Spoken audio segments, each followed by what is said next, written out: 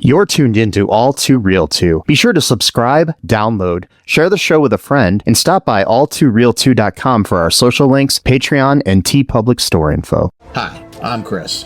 And I'm Jeremy. And I'm Fergal. And we're from Movie Smash. Comic book movies are having a golden age right now with the MCU. Movies based on comics aren't necessarily a new thing, but they're a big thing. Join us every other Tuesday on Movie Smash. We explore these movies and find some hidden gems. Every other week, we revisit some of the best. And some of the worst movies based on comics or graphic novels.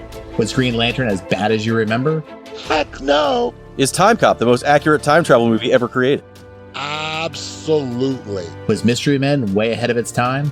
Should they be revisited? Should they be forgotten? Join us on Movie Smash and find out. Listen wherever you find your fine podcasts.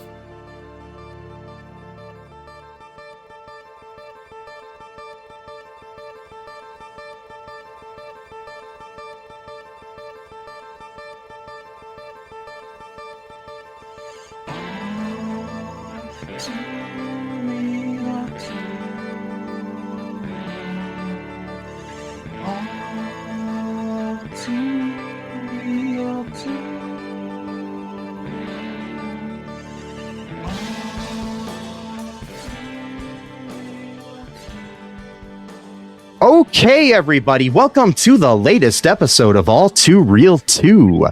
My name is Michael E. Cullen II, and with me, as always, is... Sesame. Encarta.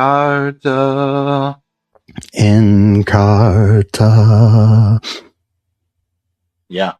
Yeah. Sure. So, folks, today on this episode, we've got another All2 interview. This time we're joined by actor Gareth Williams, who you'll know from like every TV show ever, basically. And a lot of movies like Malcolm X and different, that was his first movie, which is awesome. He was, he talks a little bit about how he got in that movie. It's kind of cool. People may know him from Dawson's Creek, where he played Katie Holmes' dad. There's bunch of other things. He was on Mindhunter and Tracker and a bunch of other things. We talk really in depth about the art of acting, and it's a very insightful interview. He was a really nice guy. I really enjoyed the interview and enjoyed talking to him. So is it okay if we go to it now, Sesame? Yeah. Let's do it. Here we go. First off, I just wanted to thank you for joining us for this interview. Tell me a little bit about your journey into acting and how you started. I stumbled into it in college, literally. I was, I'll give you the abridged version, but I was kind of, wasn't flunking out, but I wasn't doing well in my chosen major. And I was wandering around the campus one day, and it was during the time of Mork and Mindy. And there was this rather oddly dressed guy on the quad building an odd structure. He was wearing the rainbow suspenders that Robin Williams wore, and had a midriff shirt and big blonde afro, and he had on what I later found out were dance pants and dance shoes, Capizios, and but he was building this huge wooden structure, and out of character for me, I asked him, what are you doing? And he said, I'm building a set. I said, what's that? He said, the theater's right here. I'll build this and tear it back down and rebuild it on the stage, and they'll perform on it. And I picked up a hammer to help him. And I know it sounds rather sentimental and maudlin, but I looked at the hammer and I knew what I was doing with the rest of my life that moment. Wow. But at the time, I thought it would be building sets, and probably I take a stab at learning how to design them. I knew how to read blueprints, that kind of thing. So that's how I got in, and I wound up going into the technical aspect of the theater on that college, and worked in the scene shop. But the director of the theater program required that all the performers would work in the shop, and all the tech people would be in the plays, so that his attempt to close the gap between, the two And I just, the more I did it, the more I thought, I like this. Well, what college did you go to? It's a small college in South Florida because I could drive to it from my childhood home. It's called Palm Beach State College now. It was called Palm Beach Junior College at the time. It's the same college Reynolds and Monty Markham and George Hamilton. Oh, okay, yeah. What was like the first gig where you got that it clicked with you that this is, I mean, besides the hammer, that this is what you wanted to do with the rest of your life? Well, I had another epiphany, sort of an epiphanal moment too, regarding that. It wasn't my own experience, though. It was, in the progression from, Frank Leahy, the director of the theater program in the college, making us go into the plays and so forth. And then I also was in classes at the time, taking various acting technique classes and so forth. I didn't really seriously consider acting as, to pursue it, but I wound up apprenticing at the Burt Reynolds Theater. And on the musical Man of La Mancha, I had one cue on the pin rail, which was to bring the steps in the beginning, and they throw them in the dungeon, and then the rest of the play comes on, and the only cue that I have after that is to bring the steps back in for the curtain call. But I have to stay there. I couldn't move. And so it was a 6-week run, and I'm, you're up on a pin rail, it's dark, you can't read, you can't do anything else, and wasn't really paying attention for a couple of weeks. But I found myself watching that David Holliday was playing Don Quixote, and I started to watch him like under a microscope, and I went, wow, this is every night and every performance he does the same thing. He gets the laugh here. You could feel the audience collectively sigh here. And I went, it's a math equation. That's math. That's an equation. That's finding the value of n in an algebraic equation. I went, I can learn that. I can figure that out. So in that moment, I went, I'm going to pursue acting. So that was the moment where I decided I would literally consider pursuing it as to do it as for a living rather than behind the scenes. And so it wasn't actually some job I got. I was pretty bad in the beginning, admittedly pretty bad. I'm not even certain I'm good now, but I know that I was pretty bad then. So from all the roles I've seen you in, speaking of all the roles you've done, your film and TV work has included everything from a small role in Malcolm X to Homicide, Life on the Street, Dawson's Creek, Tracker, Yellowstone, everything like that. When you look back at that, what feels the most different about acting today compared to when you first started? Well, if you're talking about right up to today, it's changing quite dramatically. Yeah. Just yesterday, I did a web series which is shot in vertical. So I mean, it's really looking at the screen and going, God, this is so. I'm of the era where especially the European directors, the wider they could make the screen. I think of Sergio Leone and all the spaghetti westerns and stuff. The good, the bad, and the ugly. I remember how wide that screen was, and that epic vision that you saw. And now it's and you're having to act accordingly. You don't have the latitude to there was a scene that I did last night where I wanted to walk out of the scene, but I had to do it really slowly because the camera's this thin, so it has, the margin of errors. So those kinds of things. And the fact that it's catering to an audience with a far shorter attention span and things like that. So it dictates, what you wind up shooting. Also, the job where I noticed a certain difference was Mindhunter. Typically before, it probably been happening for a while. I just hadn't really noticed it. But back in the day, you would rehearse. You'd be called to set before you even put hair and makeup and all that on. And you'd rehearse for the director. They might give you a couple of notes and so forth. You go back to your trailer. Then they come back and you rehearse for the cameras. And then they release you, you go back to your trailer. And so hours and hours would go by to shoot, for 15 minutes. Yeah. By the time you were shooting. On Mindhunter, once you hit the set, you knew that you couldn't even get to craft services because it's just bing, bing, bing, bing, bing, bing. It's all digitized, and they've got it to a science where they're ready to set up for that next scene right away. And so they'll pull a wall out, boom, and you can't go very far. You don't ever go back to your trailer or anything like that. So. Yeah, I mean, I guess that could be good or bad because you're in the character for longer periods of time and you don't have that downtime to fall out of it or anything. But it could be good or bad depending on the situation, I guess. I try my best not to complain about any aspect of it. I mean, I have these actor friends of mine that are my age, and I'll get in these I hate this goddamn this and I hate that goddamn that. I was like, man, you're just making your life miserable because it's going to be what it's going to be, Yeah.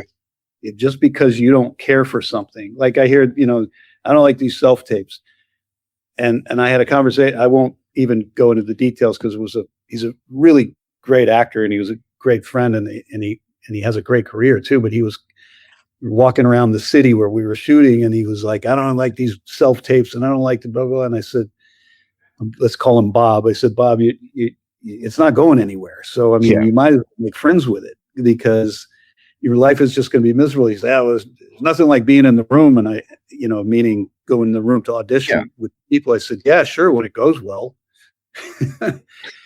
The thing I like about self-tapes is I can keep doing it until, I just did a self-tape earlier today and, didn't care for a couple of the runs at it and went as long as the friend helping me was okay with it. I did it a few more times.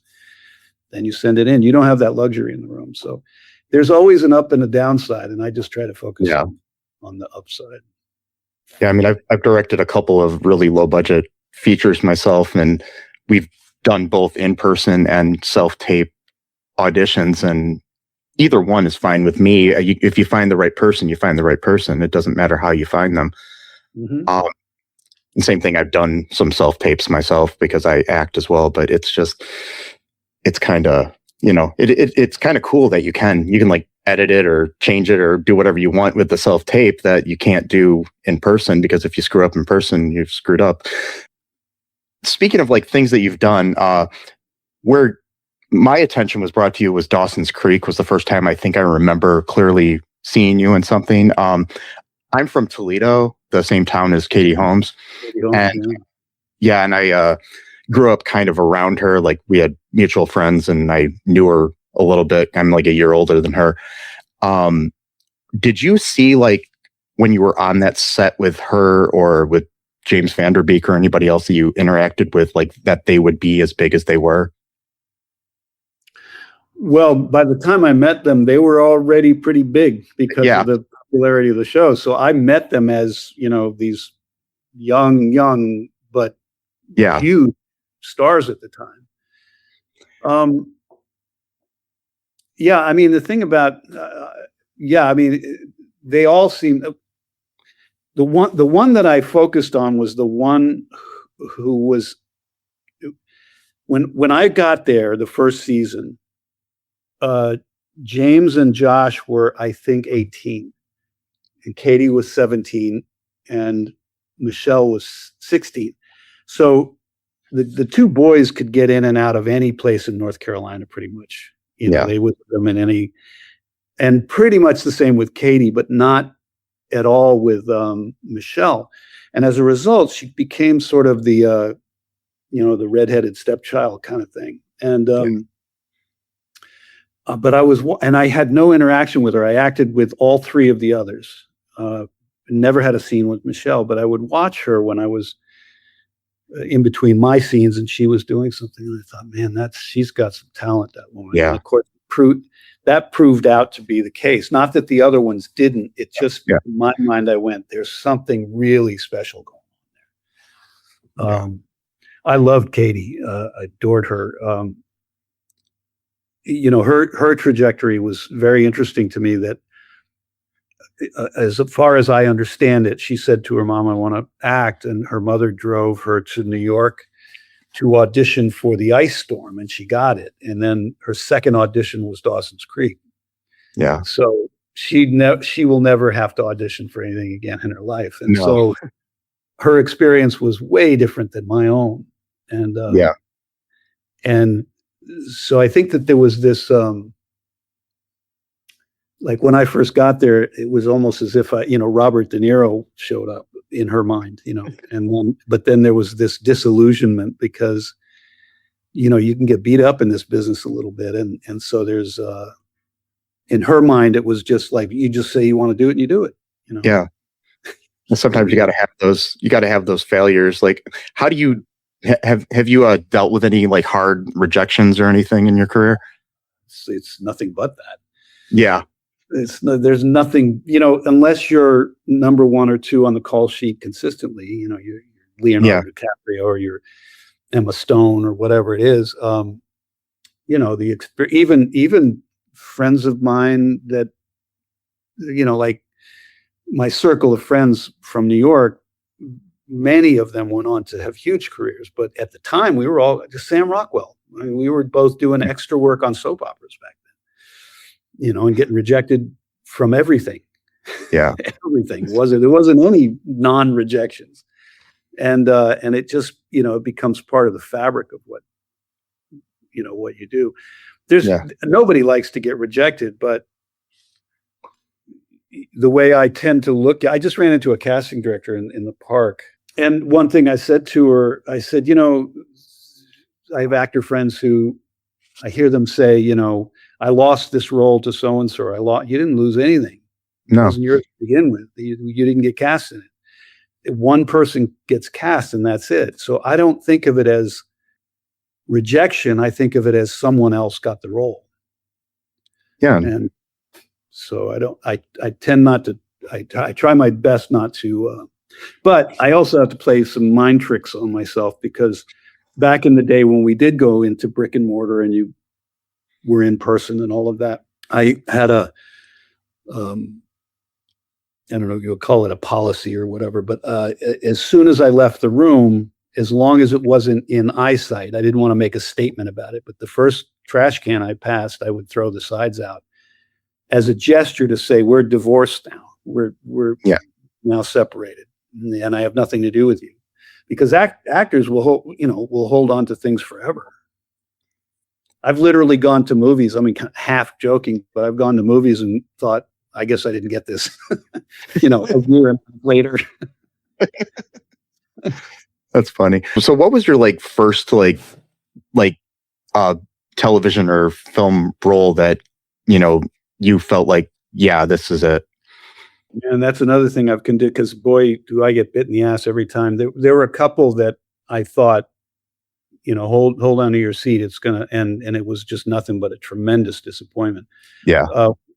The first role I ever got that I remember thinking, I don't even know, it was a sensation. It was just a great sense of accomplishment and gratitude and a feeling like I don't know if you're familiar with Charles Nelson Riley, but he was one of my early mentors, and he did a one-man show just before he passed away, and called The Life of Riley. And there's one point in it when he talks about when he was a young boy and he got cast in a school play playing Christopher Columbus, and he said, I remember on stage that the voice in my head said, "You're quite good at this." He goes, "What a little shit." But that was the first. The Homicide: Life on the Street was the first. One where I thought, man, I like all the stars lined up. I like this. I think I'm good at it. I got a lot of positive feedback for it. But one of the first roles I thought something was going to happen. I got a movie with Bruce Willis and Sarah Jessica Parker. At the time, it was called Three Rivers. It was called Striking Distance when it came out. And I got cut nearly out of the movie, but it was a nice role, and I brought a whole bunch of people to the theater to see it, and I basically was a glorified extra by the time they were done. And it was one of those moments where I thought, this is going to be big. And I brought a couple of people. It was like, I think I brought 17 or 18 people to the theater to see it. And nobody had told me that they had, nearly trimmed me out of the movie. But a couple of them were people who would have been pretty influential. And I was just so, devastated. Basically cut out. And another one was a movie that I got called POV, which was a Danish produced movie. It was, I think it was intended to be a Dogma film, but it missed the mark in many ways because he had a lot of post-production, mixed sound and stuff like that. Yeah. Which they wouldn't pass muster for it, but it was 100% improvised. It wasn't one single word written on a piece of paper. Oh, wow. And I went over to Copenhagen to do the ADR for it. And I remember calling my manager and saying, hold on to your seat, man. This is going to be quite something. It was flawed. It is a flawed film, but largely because it was 100% improvised and we were all just trying to stumble our way into figuring out how to do a feature film in that way. And any of the flaws were in that area. But that said, it was pretty powerful. And,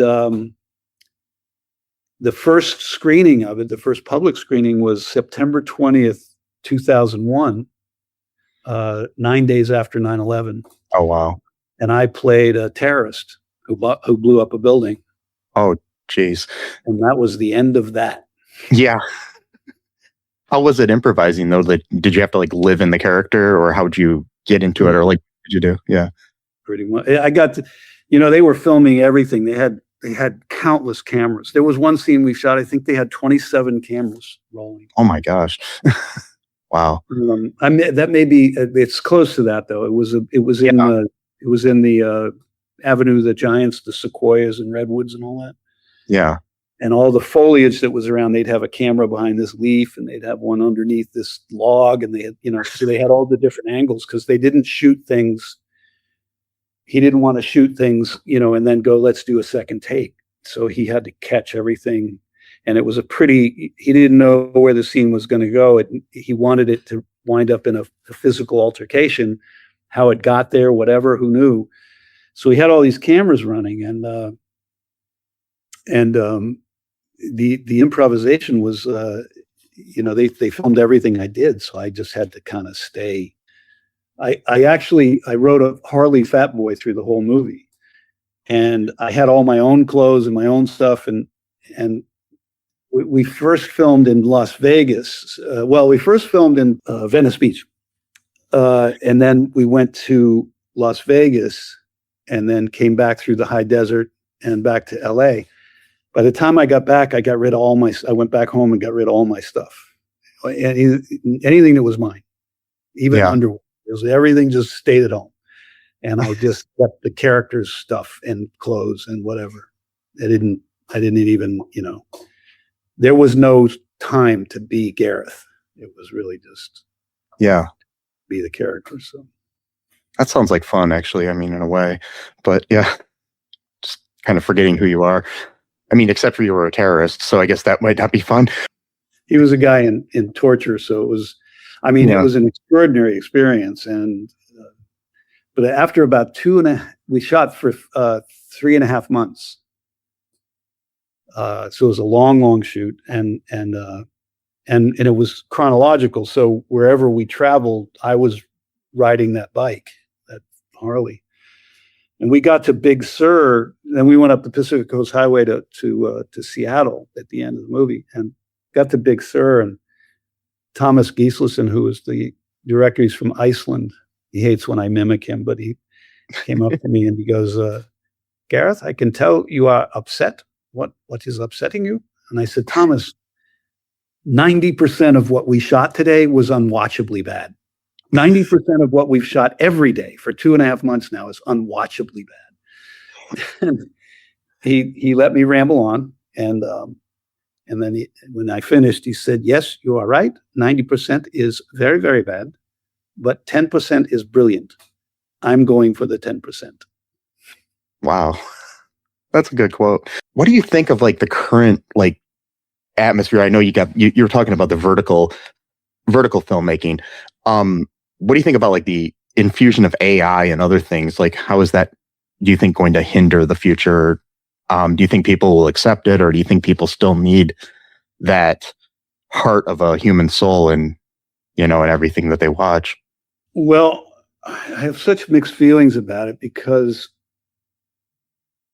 unlike most of my, not just actor friends, but any artist friends that I have, Yeah. They're putting garlic up on the door and, crosses and stuff. It's like a vampire coming to, and I understand it. I think it's an invasive species that's, and it's potentially corrosive, and there's all kinds of nefarious things that can be done with it. Yeah. But my feeling about it is that it's not going anywhere. And so I think of, like, I use this analogy quite often with different things in this same regard, that, you could be like my great grandfather, who would shake his fist at the sky and say, no one's going to buy a car. People always want a horse and buggy. Or Yeah. my grandfather, who was like, people will always wear hats. And my dad, who I literally grew up hearing him say, that's not music, that's noise.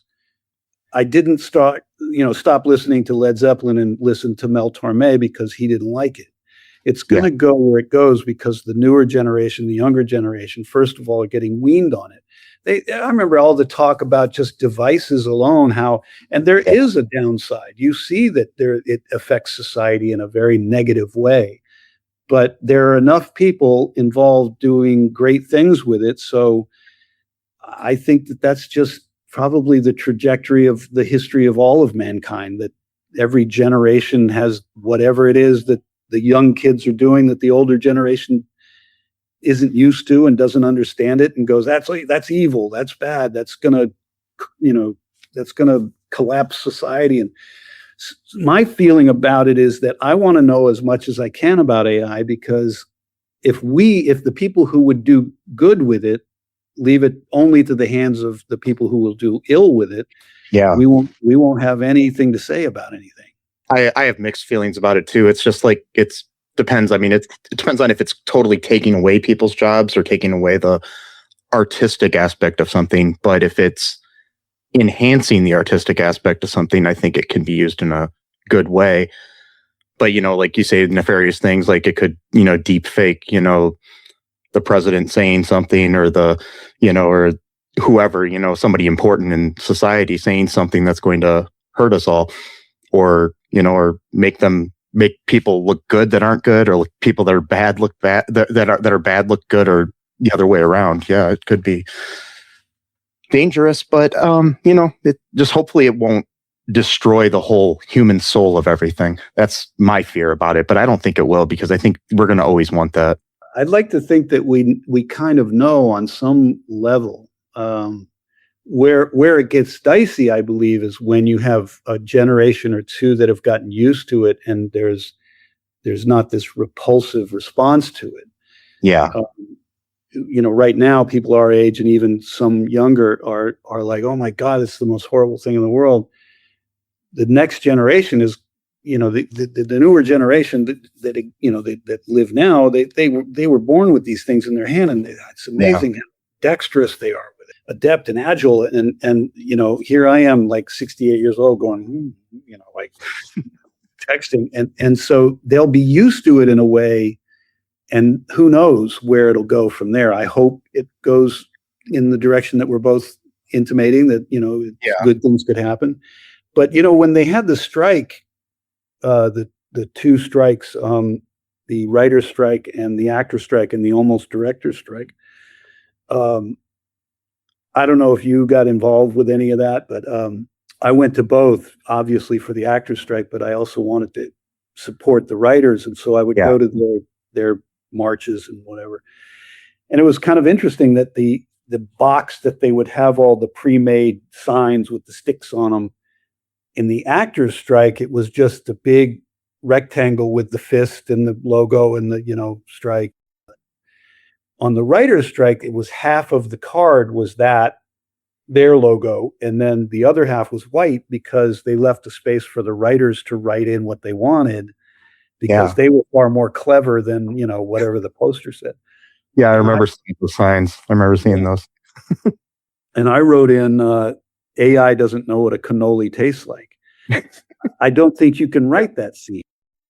I really don't think you could come up with the human aspect of my wife's going to kill me if I don't bring the cannolis back. So leave it on. It's like, so I believe that there's always going to be that viscous or cambium layer between what we recognize as, like you said, I forget how you couched it, but like authentic human experience and condition and all of that. Maybe, maybe not. I know that I'm fooled on a daily basis, at least for a second, going, is that Denzel Washington? No, that's Yeah. me. I mean, it's even like just even random tweets from, or Truth Social posts or something from the president or something like, did he really say that or did he not? You question everything.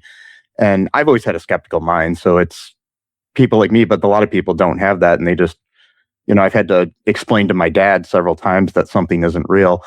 And he's like, well, I saw it on Facebook. And I'm like, yeah, that doesn't mean it's real. It usually means it's not. Yeah. And I remember one quote I heard back during the strike from a writer of some sort said that, Chat GPT doesn't know my childhood trauma. Yeah. Yeah. Exactly. So yeah. But here's the thing about it, as my now ex-wife, who's sitting on the couch over there, she's deep into it, but she's in a different bit. I mean, she doesn't do it as much anymore, but she had a relationship. I mean, it was almost like the movie Her, like, yeah. The AI that she trained in her, I don't even know what you would call it, her little box of, knew her like a friend, would respond. I was blown away at some of the conversations she would have with this entity thing, but because it was beyond, it second guessed what she was thinking and where she was headed with something. And so the reason I bring that up is because I think it's all based on the input. When does the tipping point reach when it's pretty much gotten all of humankind's input? Yeah. And can replicate that. Yeah, that's scary. That's the moment that I think is like, but I think by then I'll be long gone. So the kids are going to have to deal with it, not me. So. And hopefully we'll both be long gone by then. But I do think that there might become a tipping point, and all of those Jules Verne's type movies that were made before about, a robot or technology taking over. I now think it could happen. Back to your acting a little bit here. Is there any type of role that you've never played that you would love to play? Well, there are a few that are no longer an option. I mean, I wish I would have played Hamlet, but I'm a little long in the tooth. So there are some of those, but I honestly don't tend to think in those terms. It's funny because I have a Thursday night group. It's a Zoom meeting. It's a writers forum, and we have people that Zoom in from all over the country, all over the world. We actually have a woman now involved with us from Libya, who 3:30 in the morning her time when we do. And anybody's welcome. But we develop new materials. My friend John Clark does one on Tuesday nights, but he reads full-length plays, typically plays. And what he'll say to people is, the only requirement, I want you to bring in something that you have a great passion for, like a role that you never got to play or that you wouldn't be cast in nowadays. And so a lot of people take advantage of that. They take full advantage of, I didn't get to play Hamlet, so I'm 68, but I'll play Hamlet anyway. I don't tend to think in those terms. Every time I bring something in, I'm thinking of something that I do have a passion for, but I'd rather cast other people. For instance, when I was in acting class in New York with Larry Moss, I did one scene 7 times in the year that I studied with him, from a Tennessee Williams play called Period of Adjustment. And it was all, 2 guys who just got out of the Korean War. And so they're like 21 years old, 20, something like that. And one of them's wife. And so she's like 19, 18, 19, 20 years old too. And I told Johnny I wanted to bring that in, but I'm going to cast, some young actors that I know. and there's no role in it for me because I don't tend to think in terms of like, what did I miss out on that I want to do? I'm very happy with whatever falls off the truck in front of me, like, Yeah. and I get very lucky, there's the, the occasional, I don't want to, I'm not out to poison the well, but certain TV shows that I did that are not high art, but I get pretty lucky with, for a guy that has to take whatever falls off the truck. A lot of the stuff that falls off the truck is pretty high end. I mean, you've guested on a lot of pretty high profile TV shows. I've noticed looking at your IMDb credits and everything. Yeah, it's even like with Tracker and Mindhunter and other things that are newer that are pretty well acclaimed TV shows. And Yellowstone, of course. Yeah. Yellowstone, Landman, Mindhunter, True Detective, Monsters. The Shield, one of my favorite gigs I ever did. It's great stuff. It's great people on the shows, and it's great writing, and so I get pretty lucky. Yeah. Is there like any of those roles that you ever had that you found like were like out of your comfort zone or something, besides like the ones that you might not consider high art? Oh my God, I've definitely done that. Yeah. One of my early mentors too was Herbert Berghoff, and he used to say to us that you can never play a character you don't like. And so I think that was the pivotal moment for me to do my best not to be judgmental and try to think in more positive terms. And not that I don't have, I can be judicial and even probably prejudicial in some ways. I try not to be, because the thing that mattered to me the most was to be the best actor I could be. And having heard that from him, who I respected enormously, I thought, well, I want to be able to like everything. So if I chose to play Hitler, I'd have to find find everything about him that I could like. Yeah. So as he put it, if you can't, then you have to turn down the role. I haven't been in that position to have to make that choice yet. That's good. And I've played some pretty nasty characters, but that combined with something that I learned in Uta Hagen's class, which is substitution. I'll give you an example. I did one episode of a TV show called Angel, which was a spinoff of Buffy the Vampire Slayer. Oh yeah. So there are all these people with superpowers and all of that. And the character that I played was the father of a woman who is now, I think, in her 20s, who has the power to move objects and people with her mind. And it turns out through the backstory and the flashbacks in the story that I had been having sex with her since she was 6 years old. Oh, wow. Now, that's something that I said yes, because I just do that rather cavalierly. And then you wade into the part and you go, oh, Jesus, how do I do this? And I read the script and I read the script and I read the script, and I realized a couple of things. One is that I never say anything about it. And there's never any action that I'm involved with that is about the set itself. It's all other people it's all the setup, other people talking about it. And I went, okay, then I'm not obligated to have to follow through with that. But there was one scene where I was trying to, she's so in such fear, abject terror, that she had wedged herself into the furthest recess of the attic of the house we lived in. And I'm trying to get her out of there to go, have sex with her. And I thought, I don't know if I can do this scene. I don't know how to do this scene. And then it hit me, and I didn't say anything to anybody. I went, I don't say anything about what I'm trying to get her out of the attic for. The audience all knows that. They know that. Yeah. So the only thing I thought, literally using, Uta Hagen's technique, was my daughter has a learning disability. She hates going to school. I have to get her downstairs, dressed, eat her breakfast, and on the bus. That's all I thought about. I couldn't think about what I was doing. And so we shot it, I don't know, I guess 6, 7 takes. And we wrapped, and almost to a person, the crew came up to me and went, Gareth, that's the creepiest thing I've ever seen in my life. Wow. And it occurred to me, it wasn't that I was trying to be creepy. It was that it was because I had no compunction about it, that most actors will probably have that little voice going, I want the audience to know this isn't really me. And so they're kind of winking at it. And because I committed to this idea that I'm doing this for you, I want you to go to school. You have to go to school. It looked like somebody who the compulsion was so strong that the daughter was just nothing. And they did all that thinking. So I've learned to do that, and I've had to do that a few times on the movie The Cell with Jennifer Lopez and Vincent D'Onofrio. I had to play his father in flashback scenes. I created a serial killer. I ironed him with a hot iron. So, I mean, I had to learn how to play those scenes and those roles in ways to where I justify my actions.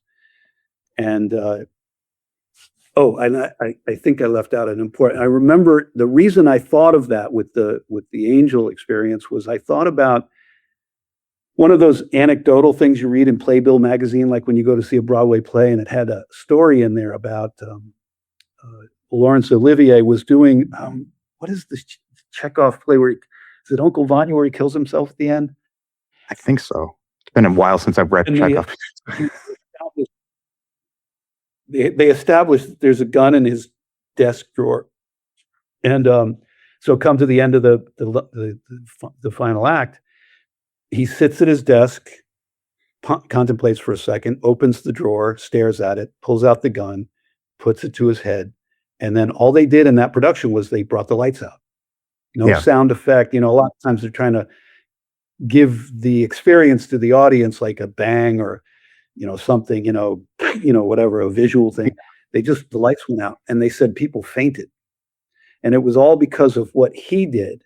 And they asked him what he thought about, and he said, well, every morning I take a cold shower. And I thought about the moment that I put my hand on the knob. He didn't have to obligate himself to, and who knows, it might have been bullshit. But that was his response. That's enough to convey to the audience, because if you're sitting there going and you're not suicidal and you don't know what that experience is, and you're trying to go, but I have to be honest and truthful and authentic to the moment, I'm going to kill myself. I mean, I don't know what that feels like, but I certainly know what it feels like to turn on the knob of a cold shower. And so that's what I thought about with the angel thing, was that, I don't have to be sitting here going, I'm going to have sex with my daughter, all of that's done. And so to answer your question, those were tough roles to come up with the justifications for why I was doing what I was doing. Yeah, especially being an abusive parent is just a hard thing to wrap your mind around, to understand how somebody could be like that. And I know, the Cell definitely gave me nightmares. I remember watching it in theaters and then going home and I gave you nightmares. The whole movie, like everything in that movie was a fever. Brilliant. It's brilliant, though. I don't want to go into why I thought it didn't do better, but it had to do with certain casting choices. But the Tarsem Singh directed a brilliant. I mean, all of that stuff with Vincent D'Onofrio and Jennifer Lopez was brilliant. Absolutely brilliant. Yeah, Vince is like Vincent D'Onofrio is like a powerhouse when it comes to acting anything. I think he's just always been good. What kind of advice do you wish you had when you first started? I don't know if I can put it succinctly, but it has to do with confidence, because I had to create all of that for myself, because it didn't come naturally to me. I had a moment, again, I'll give you the abridged version, but I was talking to one of my best friends in New York, and we were both in this theater company, Naked Angels, which was rife with, burgeoning careers, full-blown careers, Marissa Tomei, Lily Taylor, Rob Morrow, Fisher Stevens, writers like John Robin Bates and Kenny Lonergan and Matthew Broderick, Sarah Jessica Parker. I mean, that was my theater company. And and I said to my friend that I said,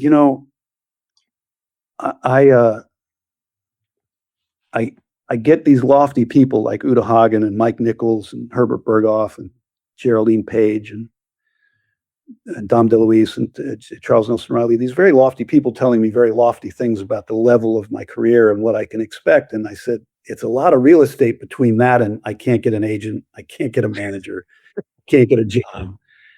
I mean, couldn't I at least be on Saved by the Bell? You know, I mean, I should be able to get a job if they think I'm that talent.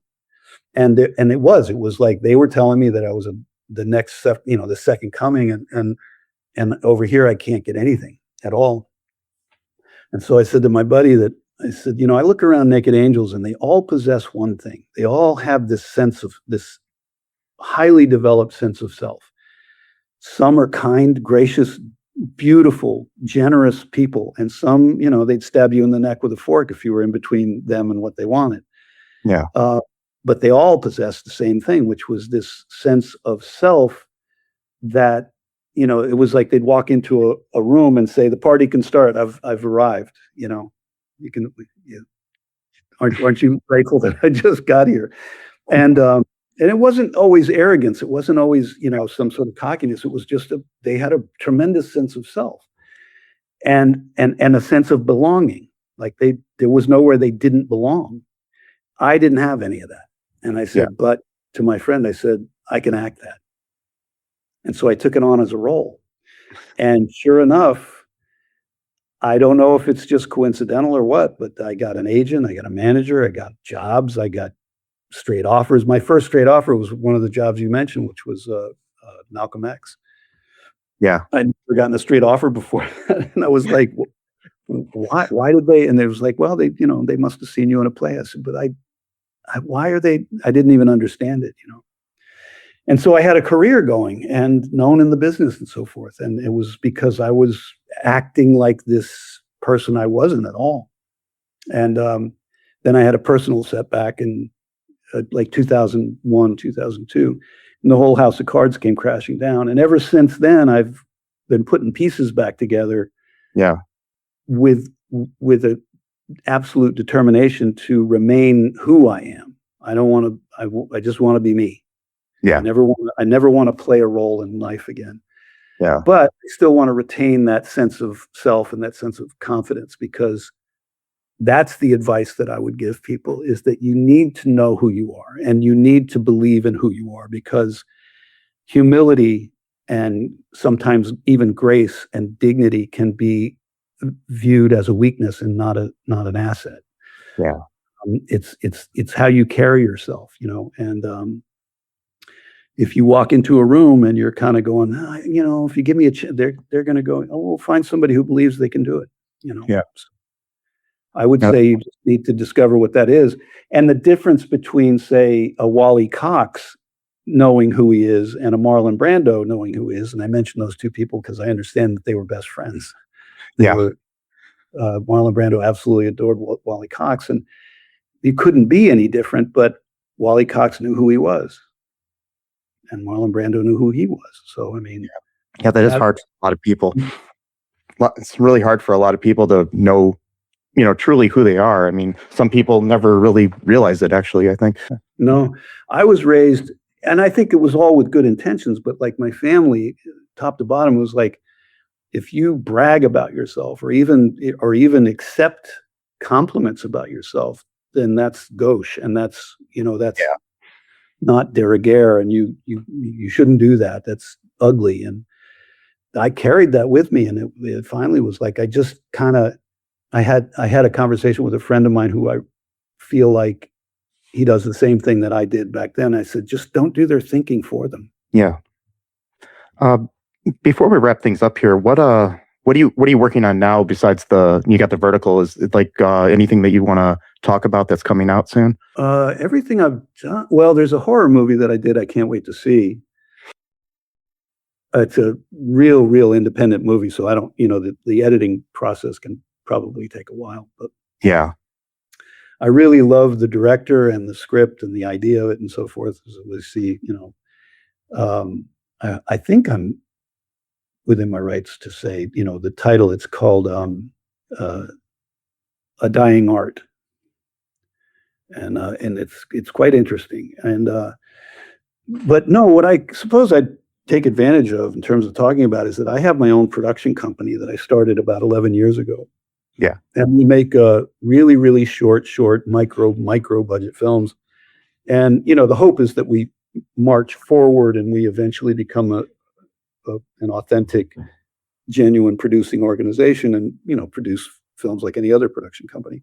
But to get there, I want to do it brick by brick, because the way that the industry works, especially nowadays, is that you go through this waterfall of different people that all tell you how to do it. And they're just people with degrees from Princeton in accounting and, making artistic decisions that I feel like they shouldn't be making. So I wanted to basically build it almost like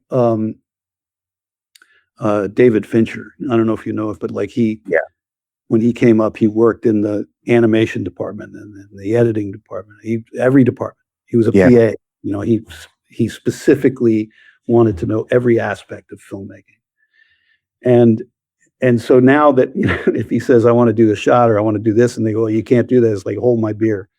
And he's going to do it. And to quite great effect. And so I wanted to build this kind of in that way. And so a lot of times we have people who never directed before and they're doing it for $1.380. And so it's all over the map in terms of like how good the films might be perceived, but I'm proud of every single one of them that's been made by any of us. And it's quite a large collective of people. And we have this writers forum on Thursday nights. Anybody is welcome out there if you want to join. It's 6:30 p.m. Pacific time and on Thursdays. And the writers have to bring their pieces in 10 minutes or less. And we usually read about 5.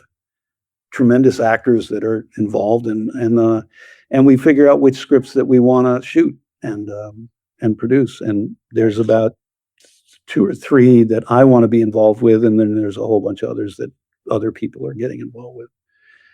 And so that's the biggest thing in my life right now. So, and what's that called? The name of the production company is called D Street Films. It went through a whole series of different names. Yeah. We used to meet in a fire station in Hollywood, and then it was Station 82. And in the beginning, when we started to meet, I said, we need a name for the production company. And one of the participants looked over his shoulder and said, what about Station 82? And I went, oh man, that's perfect. What a great name. Station 82 Productions. And so we started making these films, and the fire department called me up and said, what are you doing over there? And I said, because it's this community room that you could, we had it every Tuesday for free. And I said, well, we write scripts and we read them in there. And he said, but are you making movies? And I said, well, yeah, we make these short films. He said, you can't make short films with our name on the made some political thing against whatever. So I said, all right, well, can we keep coming to the space if we change the name? And he said, yeah. And I said, I'll change it today. And so about 4 or 5 of us live on the street where I live right now that were involved. And I live on Detroit Street. And so it became Detroit Street Films. But I decided to change the name once more because I kept running into, yay, Michigan. And I was like, yeah, I've never been. I've never been to Michigan. So, and it was interesting in the beginning, but then I thought it's kind of problematic. So anyway, it's called D Street Films now. Nice. Yeah. Yeah. Michigan's okay. I'm in Ohio, so I know Michigan pretty well. I used to live like a mile out of Michigan. So, yeah. I'm sure it's a beautiful place. I've just never even been in the state. So, yeah. Where can people find like you and D Street Films and things like that online? Where would you like to be found? Well, right now, and this is going to change because I have a young woman who's going to wind up being our sort of marketing and PR person. Yeah. She works, I don't know if I'm allowed to say this either. I don't know what I'm allowed to still not say. She works for the Jennifer Hudson Show in that capacity. She's the PR thing, and she's just a whiz with it. And I'm going to have a meeting with her. I think she's out of town now. And when she comes back, we're going to have a meeting about how many of these platforms that we have and these forums should we change to D Street? Because a lot of them are still in Detroit Street Films. Yeah. In the meantime, so it's as if it's one word, Detroit Street Films with street spelled out. Okay. But I'll send you the links for it. And and our or is at Detroit Street Films, same way. And then we have Instagram and Facebook. And again, I think soon they're going to be D Street. So they may, if I can keep the link and so forth, and, I'm hoping to keep everything intact without having to start over. But if I have to start over, I will. And then we have TikTok. And I know a lot of people, Yeah. The anti-AI people are going to be anti-TikTok as well. But it's quite a great forum for us because they really push it. They push you. So Yeah, I'm still trying to figure out TikTok. I love scrolling on it, but trying to figure out how to use it for our podcast and everything. So, thank you so much for your time here. Anything else you want to say before we end things here? No, I think just hope I haven't made an ass out of myself. That's all. Oh, no, you're great. Okay, folks, that was my interview there with Gareth Williams. A lot of great stories there. Hope you enjoyed it. I thoroughly did. He and I talked for like a half hour after we stopped recording. He was like a really cool guy. It's really kind of cool when you see somebody that you like from TV and movies and they turn out to actually be a cool person. Yeah. Not saying that the other people we've interviewed weren't cool people, because they were too, but I just really thoroughly enjoyed this interview with Gareth and talking to him. Hope you did too. It's one of the best I think we've done. Yeah. And folks, just, if you could do us a favor, go to all2reeltoo.com and check out our social media links there. Check out our TeePublic, where you can get, cool t-shirts. You can go to our Patreon and help support the show, become a member there. You can actually, I think, even become a free member or as little as $1. Yeah. Anything helps us. When we have new announcements, we might start releasing episodes early to anybody that joins. And, you can know what we're going to talk about before anybody else does. If that interests you, maybe even suggest things to us to talk about. Even before we know what we're going to talk about. Yeah, you can tell us what we're going to talk about before we know what we're going to talk about. Yeah. And if you're a time traveler, you can tell us the lottery numbers so then we can get more money. Yeah. And then we could funnel it into podcasts. Yes. And a bunch of other organizations that will revolutionize the entire planet for the good of mankind. Yeah, like the charities that we have in our show notes. You can check those out. They're good places to give money to after you give it to us. Yeah. I'd rather you give it to charity than us. I know. So, folks, just do it up. And remember that, speaking of charities and good things, that trans lives are human lives. No human is illegal. Free Palestine. Fuck ICE. And just be different. Be yourself, man. Because there's only one person like you on Earth. It's true. And just remember that I love you. Sesame loves you. And until next time, bye-bye.